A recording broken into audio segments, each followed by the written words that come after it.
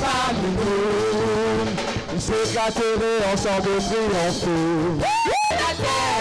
Sur la terre, parmi nous. Alors, pourquoi les nations se moquent de ton règne? Que ton règne vienne sur la terre.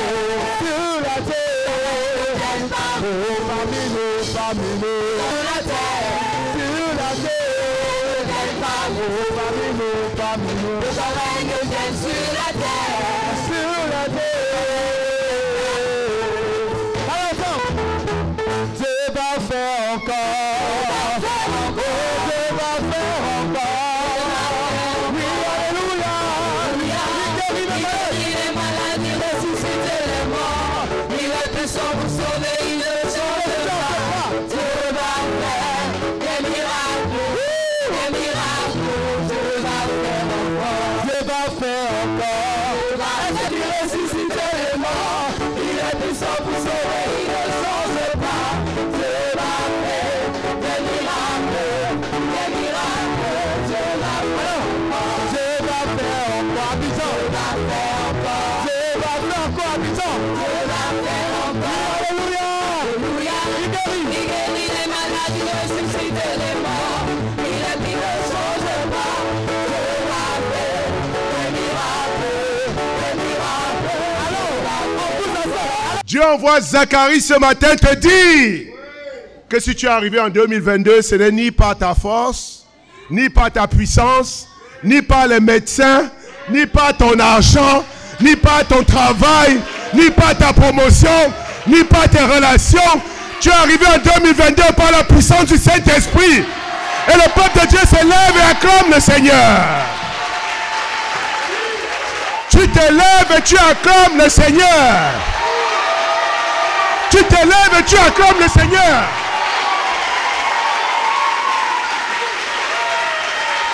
Tu acclames le Seigneur.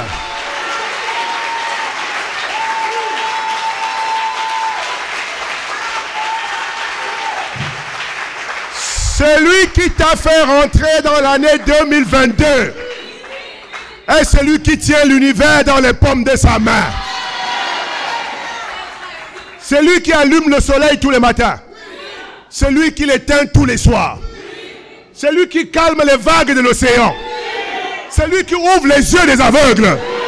C'est lui qui a dit Lazare, sors du tombeau. Et quand Jésus dit Lazare, sors du tombeau, il n'y a aucun démon en enfer qui peut te garder dans le tombeau.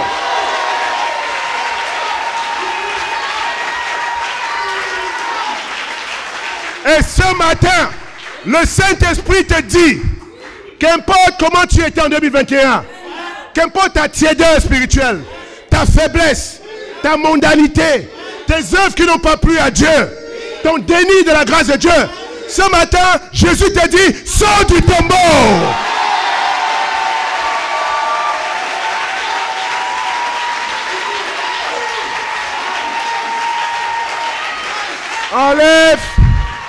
Enlève le nom de Lazare et mets ton prénom.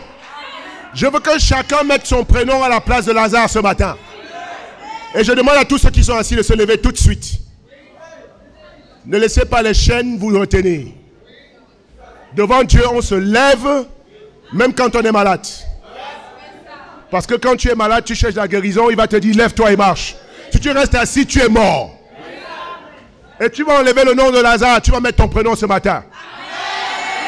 Et je vais compter jusqu'à 3. Le cri qu'on va pousser ce matin va détruire les murailles dans ta vie ce matin.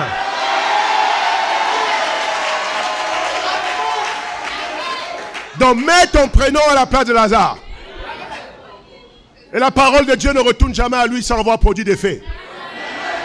Et cette parole que tu vas prononcer ce matin va briser les chaînes dans ta vie. Cette parole va envoyer ta promotion. Cette parole va envoyer ta guérison. Cette parole va réveiller tout ce qui est mort en toi ce matin. Est-ce que le peuple de Dieu est prêt? Est-ce que tu connais ton prénom? Ok. Jésus a dit, Lazare, sors du tombeau. Maintenant, toi, tu vas dire comme Jésus et tu vas te dire à toi-même avec ton prénom. Mon prénom sort du tombeau. Est-ce que tu es prêt? Je compte jusqu'à 3. Racle ta gorge un peu. Dis à ton voisin, ne me distrais pas. Ne me distrais pas. Ne me donne pas la colère maintenant. Laisse-moi face à ma destinée. Le Saint-Esprit est prêt à agir. 1, 2, 3.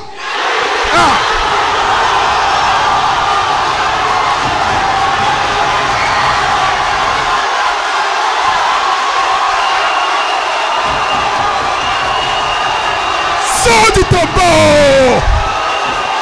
Sors du tombeau! Sors du tombeau! Sors du tombeau! Sors du tombeau! Blaise, sors du tombeau! Amen!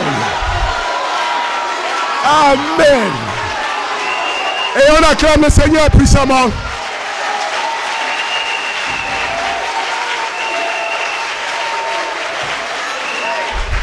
Le Saint-Esprit est descendu dans la salle.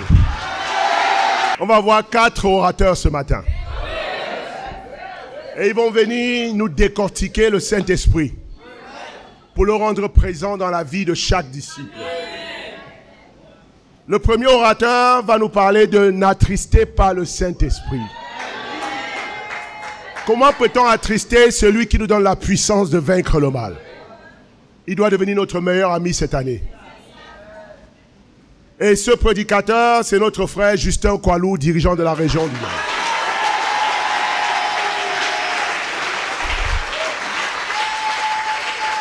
Je vais lui demander de venir tout de suite et de commencer. Et à tour de rôle, je vais les annoncer.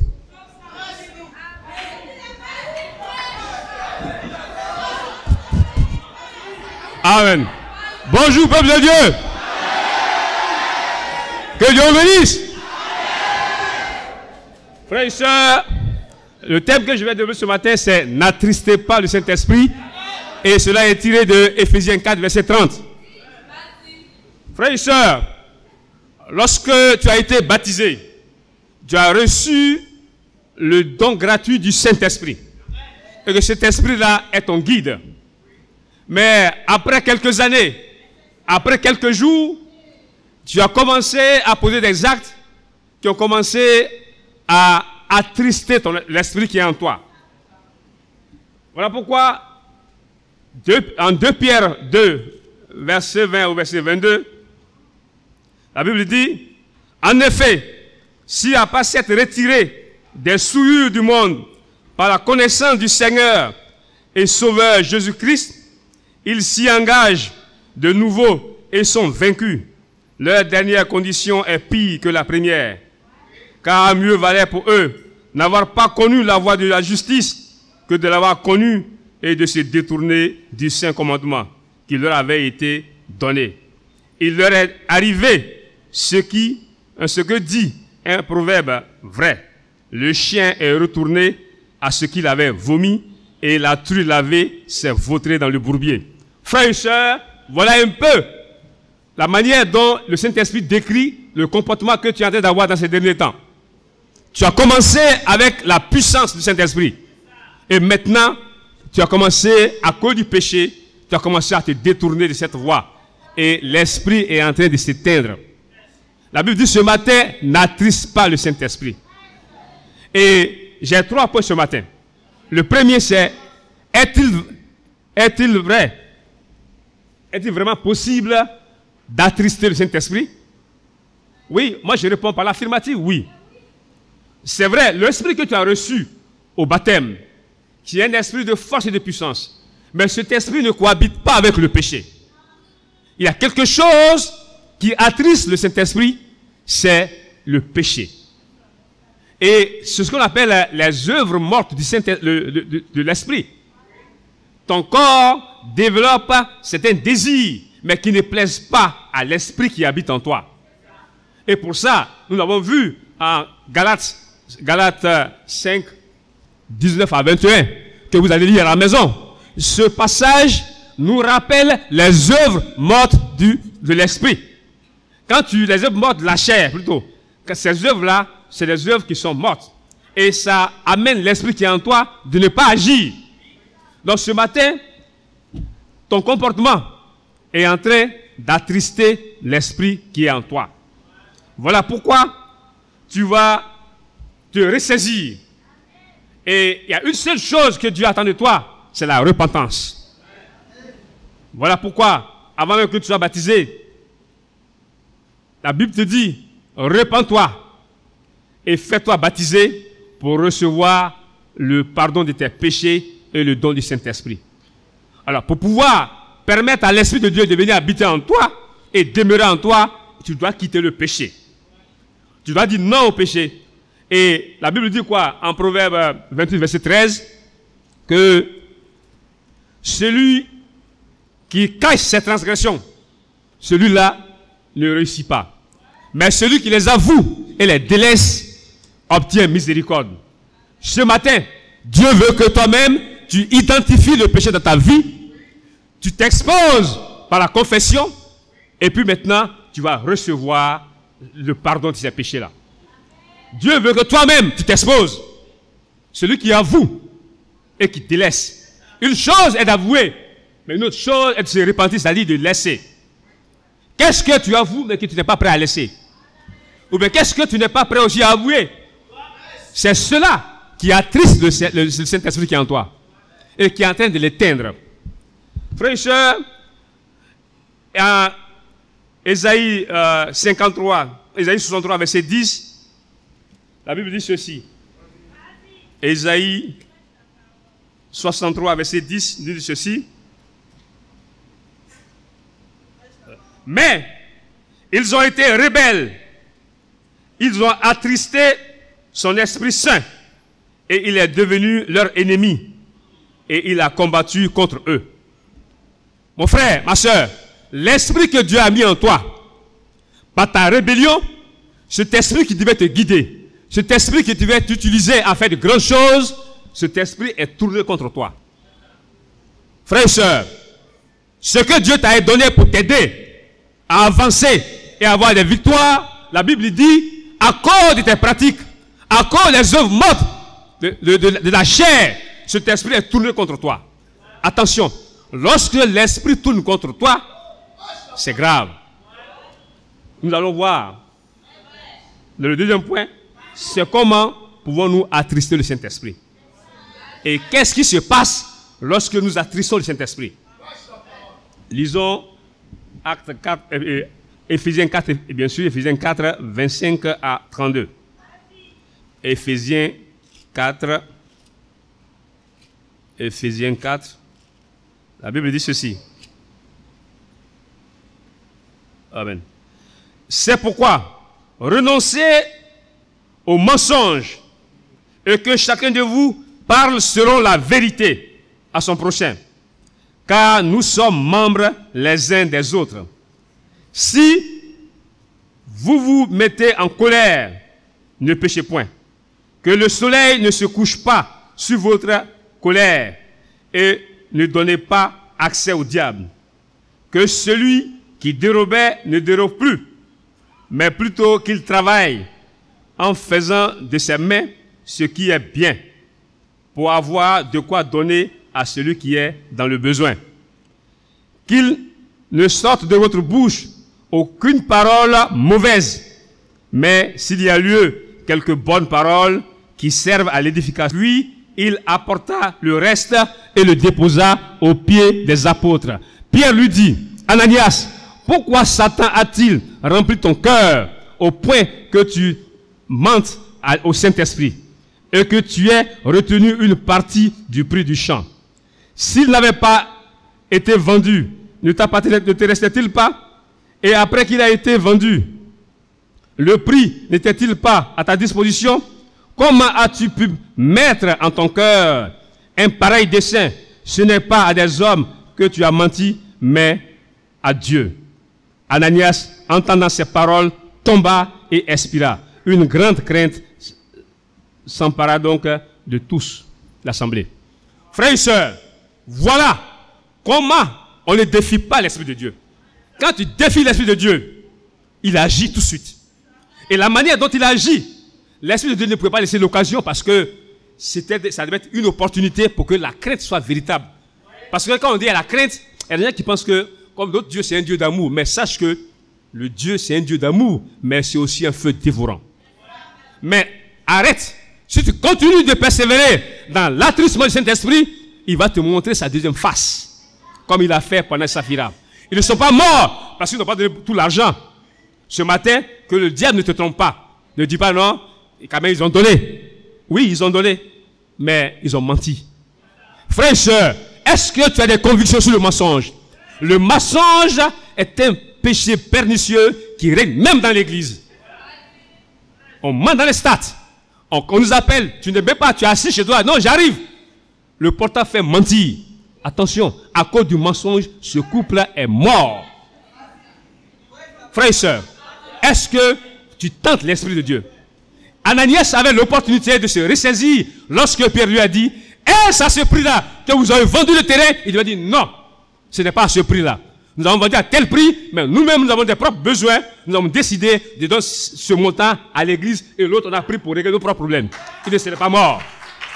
Donc ce matin, ils ne sont pas morts parce qu'ils n'ont pas de tout leur argent. Ils sont morts à cause du péché, du mensonge. Frères et sœurs, n'attristons pas le Saint-Esprit. Que Dieu vous bénisse.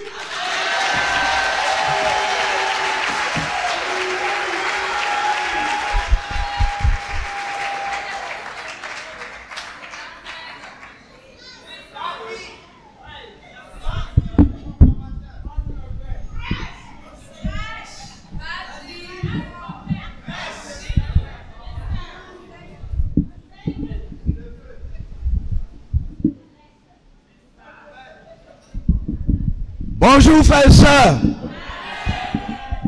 L'apôtre Paul a parlé en s'adressant aux disciples d'Éphèse en disant, n'attristez pas le Saint-Esprit. C'est ce même apôtre Paul qui s'adresse aux disciples de l'église de Thessalonique en disant en 1 Thessaloniciens chapitre 5 verset 19, n'éteignez pas le Saint-Esprit. Paul parle du Saint-Esprit et il s'adresse aux églises.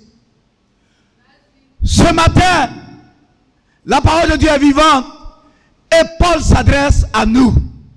Il dit, n'éteignez pas le Saint-Esprit. C'est un ordre, c'est un commandement. Et Paul ici s'adresse à des chrétiens et non pas à des païens. Parce qu'un païen n'a pas l'Esprit de Dieu en lui. Donc, ce matin, toi qui es disciple, toi qui t'es repenti véritablement, et tu t'es fait baptiser, la Bible déclare que tu as reçu le Saint-Esprit. Et tu es devenu par conséquent le temple vivant du Saint-Esprit. Frères et sœurs, c'est un privilège, mais c'est aussi une responsabilité. Et frères et sœurs, si Paul donne cet ordre, c'est parce que même dans l'ancien temps, dans la vision de Dieu, voilà l'ordre que Dieu donne aux sacrificateurs dans le temps physique. Allons-y en Lévitique. Lévitique 6, verset 5 à 6. Voilà ce qui est écrit, l'ordre qu'on donne au sacrificateur. Le feu brûlera sur l'autel. Il ne s'éteindra point. Chaque matin, soulignez chaque matin. Le sacrificateur allumera et brûlera la graisse des sacrifices d'action de grâce. Le feu brûlera continuellement, soulignez continuellement, sur l'autel et il ne s'éteindra point. Voilà l'ordre que Dieu donne par l'intermédiaire de Moïse au sacrificateur. Pour ne pas que le feu qui sert à faire des sacrifices ne s'éteigne, qu'est-ce que le sacrificateur doit faire? Il doit disposer du bois, les allumer. Et comment, de temps en temps? Non.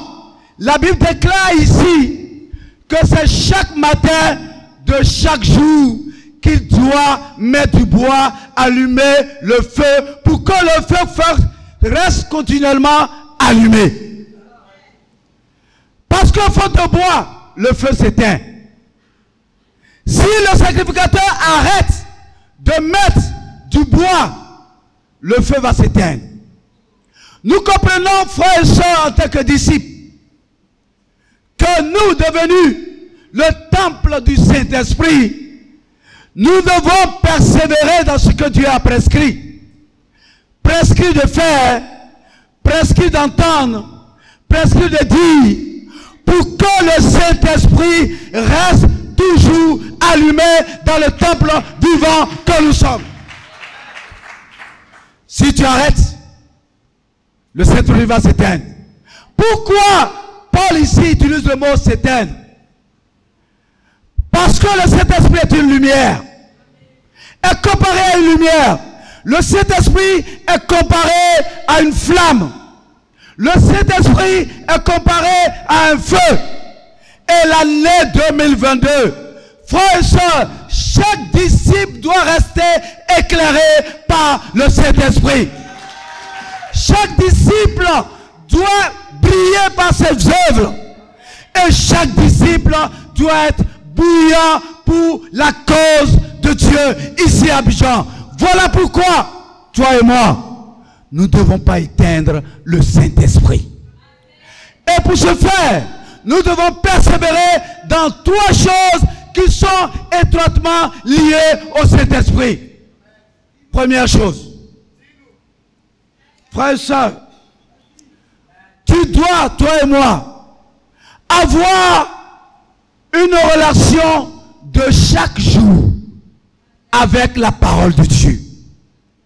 Je ne dis pas une relation de temps en temps, souvent, mais une relation de chaque jour avec la parole de Dieu, parce que la parole de Dieu est liée à l'Esprit de Dieu. Allons-y en Jean 6, 63. Jean 6, 63, le Seigneur nous révèle ceci. Jean 6, 63, voyez ce que le Seigneur dit. C'est l'Esprit qui vivifie. La chair ne sert à rien. Les paroles que je vous ai dites sont esprit et vie. Frère, nous comprenons aisément que la parole est en rapport avec l'Esprit de Dieu. Frère, la parole est esprit. Voilà pourquoi tu dois avoir une relation avec la parole chaque jour. Et la parole de Dieu est la nourriture de l'Esprit de Dieu. L'Esprit ne se nourrit pas de billets de banque. L'Esprit ne se nourrit pas de garba. L'Esprit ne se nourrit pas de ton plat préféré. Mais l'Esprit se nourrit de la parole de Dieu. Si tu ne veux pas que l'Esprit s'éteigne, aie une relation quotidienne avec la parole de Dieu. Voilà pourquoi, cette année 2022, le défi est lancé à chaque disciple de l'Église chrétienne internationale d'Abidjan d'avoir un cahier de méditation. Que le peuple dise Amen. D'abord, il faut que tu aies ta Bible physique. Avoir un cahier de méditation et méditer jour et nuit. Allons même au-delà du standard de une fois par jour. Allons jusqu'à 2 fois. Là, le Saint-Esprit va briller avec toi. Amen. Mais aussi, le Saint-Esprit aime la vie de la parole. Parce que le Saint-Esprit, esprit et vie.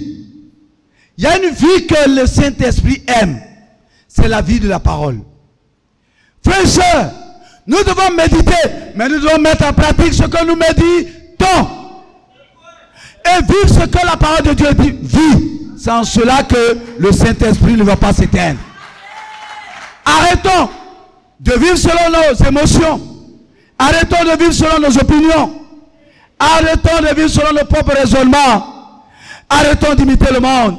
Parce que cette telle vie, ce n'est pas la vie de l'esprit. Et alors, pratiquons cette année, de tout notre cœur, la vie de la parole. Et frères et sœurs, si nous faisons cela, le Saint-Esprit ne va pas s'éteindre. Amen.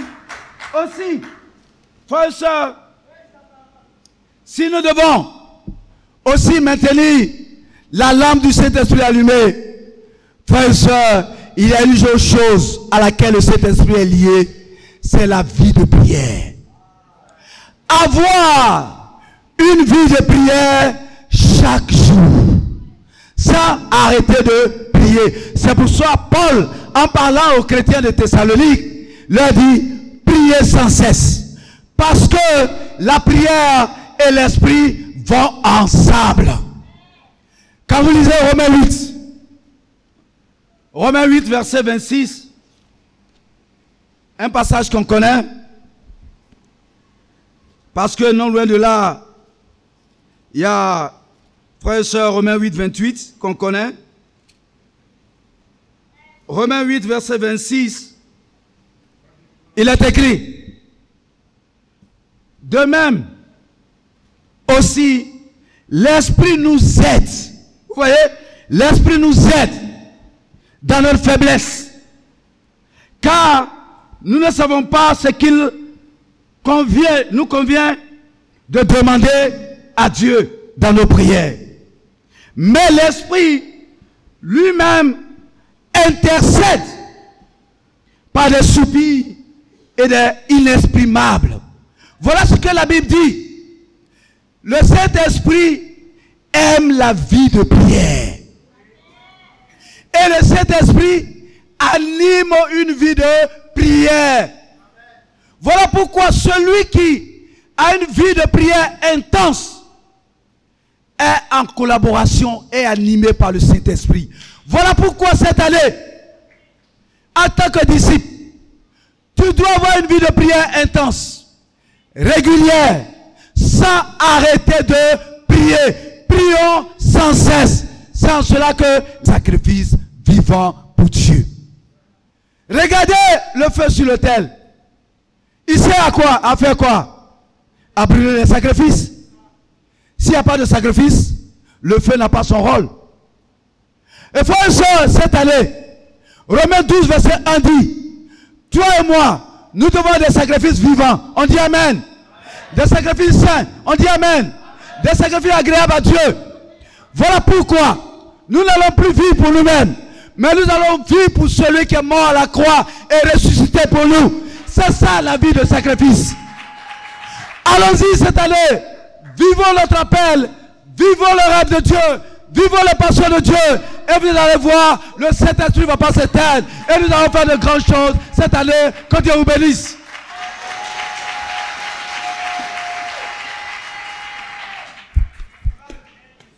Bonjour peuple de Dieu. Ce matin, j'ai le privilège de prêcher sur les ossements desséchés reprendront vie. Frères et sœurs, 2022, les ossements desséchés reprendront vie. Frères et sœurs, le passage que je vais utiliser vient d'Ézéchiel au chapitre 37, du verset 1 à 10. La main de l'Éternel fut sur moi. Et l'Éternel me transporta en esprit et me déposa dans le milieu d'une vallée remplie d'ossements. Il me fit passer auprès d'eux tout autour, et voici ils étaient fort nombreux à la surface de la vallée, et ils étaient complètement secs. Il me dit, fils de l'homme, ces eaux pourront-ils revivre? Je répondis, Seigneur éternel, tu le sais. Il me dit, prophétise sur ces eaux et dis-leur, ossements desséchés, écoutez. la parole de l'Éternel. Ainsi parle le Seigneur l'Éternel à ses eaux. Voici, je vais faire entrer en vous un esprit et vous vivrez. Je vous donnerai des nerfs. Je ferai croître sur vous de la chair. Je vous couvrirai de peau. Je mettrai en vous un esprit et vous vivrez. Et vous saurez que je suis l'Éternel. Je prophétisais selon l'ordre que j'avais reçu. Et comme je prophétisais, il y eut un bruit. Et voici, ce fut un mouvement. Les eaux s'approchaient les uns des autres. Je regardais, et voici, il leur vint des nerfs. La chair crue, et la peau les couvrit par-dessus. Mais il n'y avait point en eux d'esprit. Il me dit, prophétise et parle à l'esprit. Prophétise, fils de l'homme, et dis à l'esprit, ainsi parle le Seigneur l'Éternel. Esprit, viens des quatre vents, souffle sur ces morts, et qu'ils revivent. Je prophétisais selon l'ordre qu'il m'avait donné, et l'esprit entra en eux, et ils reprirent vie, et ils se tinrent sur leurs pieds. C'était une armée nombreuse, très nombreuse. Amen, frères et sœurs. Frères et sœurs, si tu n'as pas attristé le Saint-Esprit, ça c'est bien. Si tu ne t'aimes pas le Saint-Esprit, c'est bien. Tu es maintenant rempli du Saint-Esprit. Et quand le Saint-Esprit est là, je veux vous dire ce matin qu'une chose est d'avoir le Saint-Esprit. Mais vous savez quoi? Le Saint-Esprit cherche des vecteurs. Le Saint-Esprit, sans un vecteur, le miracle ne se déroule pas. Quand la vie de Dieu ne t'intéresse plus, quand le rêve de Dieu ne t'intéresse plus, quand les choses du monde sont tes priorités, laisse-moi t'annoncer que tu es mort. Oui, ce que tu appelles mort n'est pas la même chose que Dieu appelle mort. Pour toi, le mort, c'est celui qu'on envoie à la morgue. Pour Dieu, les morts se baladent. Pour Dieu, les morts marchent. Pour Dieu, les morts sont là dehors. Pour Dieu, les morts sont là assis ici dans l'église. Oui, Dieu ne voit pas les morts comme tu vois les morts. Donc Dieu appelle celui qui est rempli du Saint-Esprit. Et il lui dit, prophétise pour que les morts aient la vie.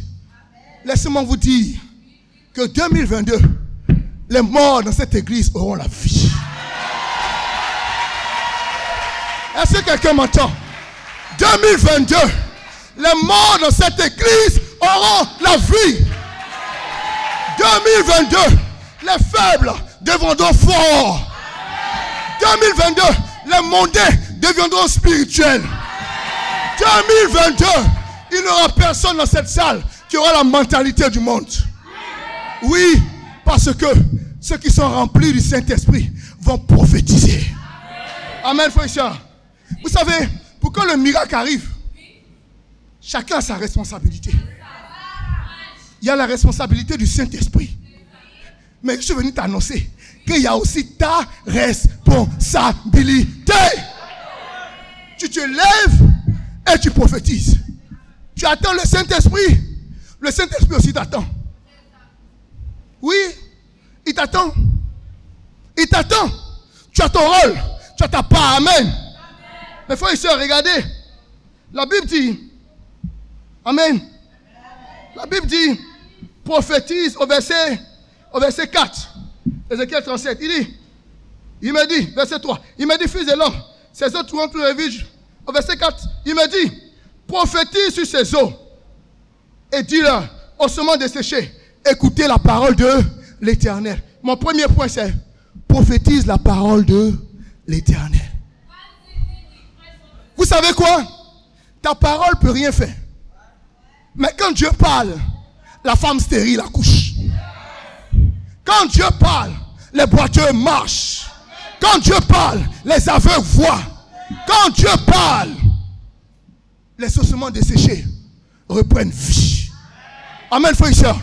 Donc, quand tu prophétises, c'est la parole de qui tu dis. Dans ce que tu prophétises sur ta vie, là, il faut me montrer le verset dans la Bible. Oui, tu peux appeler beaucoup de choses sur ta vie.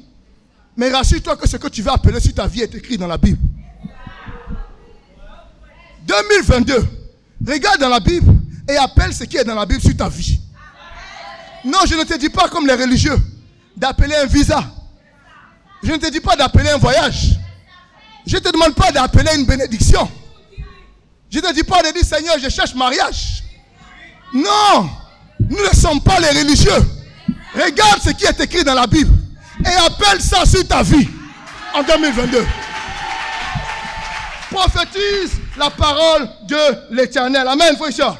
Mais question, quand toi tu prophétises, tu dis quoi? Est-ce que si on t'entend prophétiser sur ta vie, il y a la Bible dedans? Si on t'entend prophétiser sur ta vie, est-ce qu'il y a la Bible dedans? Amen, frère. Amen. Il y a une puissance dans la prophétie. Il y a une puissance dans ce que tu annonces sur ta vie. Dis ce que la Bible dit. Dis sur ta vie ce que Dieu dit. Amen, frère. Tant que tu ne sais pas ce que la Bible dit, pardon, n'appelle pas quelque chose sur ta vie. Dis ce que la Bible dit. Avant de prophétiser sur ta vie, avant de prophétiser sur les ossements déchirés, rassure-toi que ce que tu vas prononcer vient de la Bible. Amen. Frère, il dit, je prophétisais selon l'ordre que j'avais reçu. Toi, tu prophétises selon quel ordre? Qui te donne l'ordre de dire ce que tu dis? La Bible ou bien tes désirs? La Bible ou bien tes émotions? Qui te donne l'ordre d'appeler les choses? Tes désirs ou bien la Bible? Amen, frère. Vous savez, 2021 n'a pas eu. Tu feras la gloire. Amen, frère. Frère, le but de la prophétie, tu ne peux pas aller prophétiser pour dire réagis à un mort. Amen. Tu ne peux pas dire réagis. Ce que tu dis à un mort, tu le remplis de l'esprit. Donc tu fais les choses qui vont le remplir de l'esprit. Et ce qui remplit de l'esprit, c'est quoi? La parole de Dieu. Amen, frère. Et mon troisième point, frère. Vous savez quoi? C'est Dieu qui parle et c'est Dieu qui agit. Oui, c'est lui qui parle et c'est lui qui agit. Donc quand Dieu t'envoie prophétiser, tu prends tes yeux et tu observes le miracle qui se déroule. Mais comment tu peux prophétiser et tu n'es pas en attente pour voir ce que Dieu va faire? Question. Est-ce que tu observes ce que Dieu fait dans ta DB? Est-ce que tu observes ce que Dieu fait dans ta région? Est-ce que tu observes ce que Dieu est en train de faire dans ta vie? Amen, frère. Tu ne vas pas juste parler et puis partir.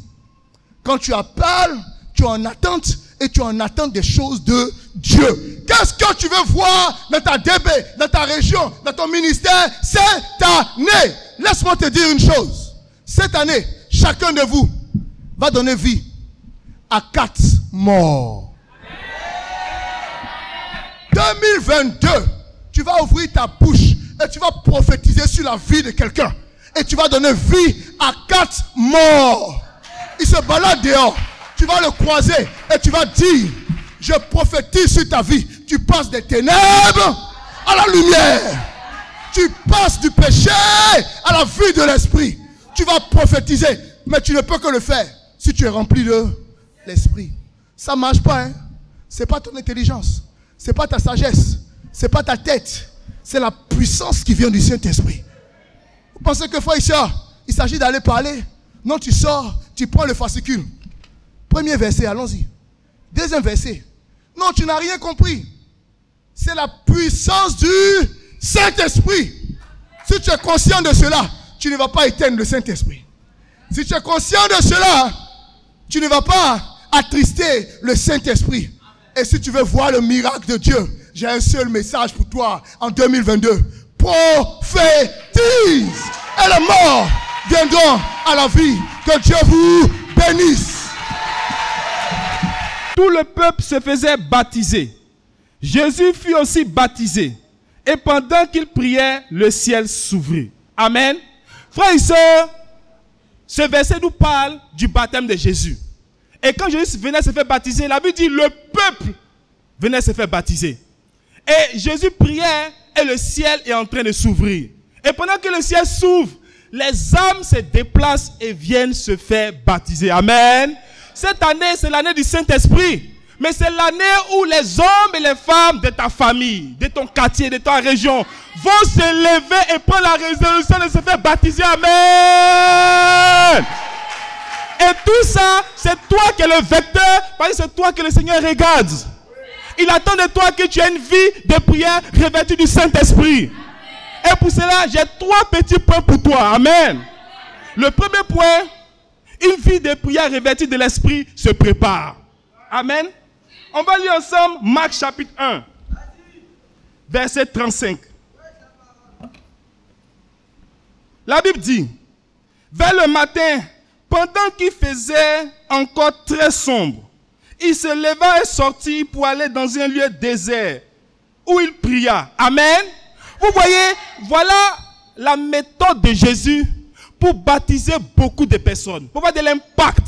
La Bible dit que très tôt, il se levait et il sortait, il se mettait dans un lieu calme et tranquille et il priait son Dieu. Amen. Frères et sœurs, toi tu te lèves à quelle heure le matin? Frères et sœurs, nous avons des convictions dans cette salle. Nous nous réveillons très tôt pour nous préparer pour aller au campus, très tôt pour aller au boulot, très tôt pour aller au marché, mais on se lève très tard pour prier notre Dieu.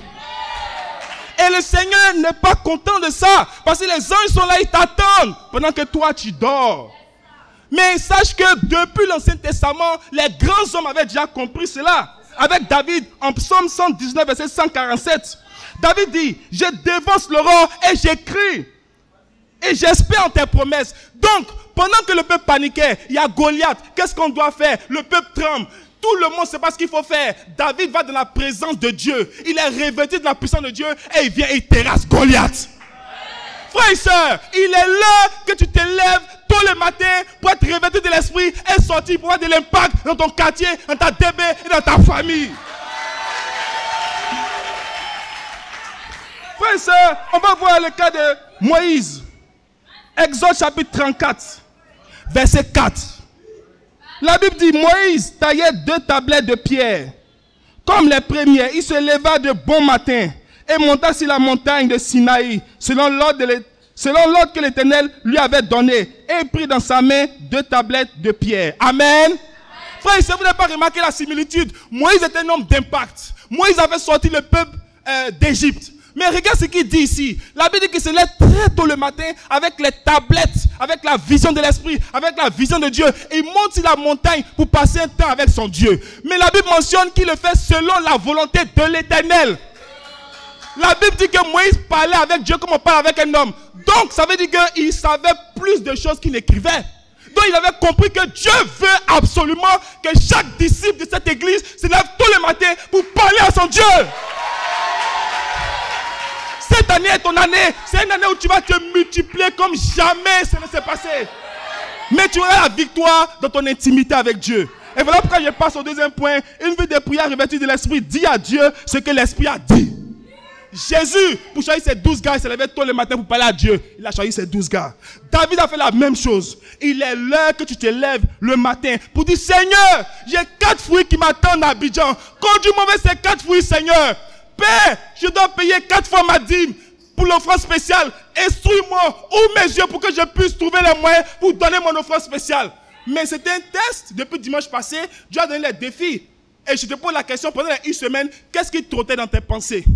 Et toi, tu es en train de lutter, toujours c'est la même chose. On lance les défis, on ne regarde pas les défis. Et offrande spéciale, c'est trop. Tu as boudé.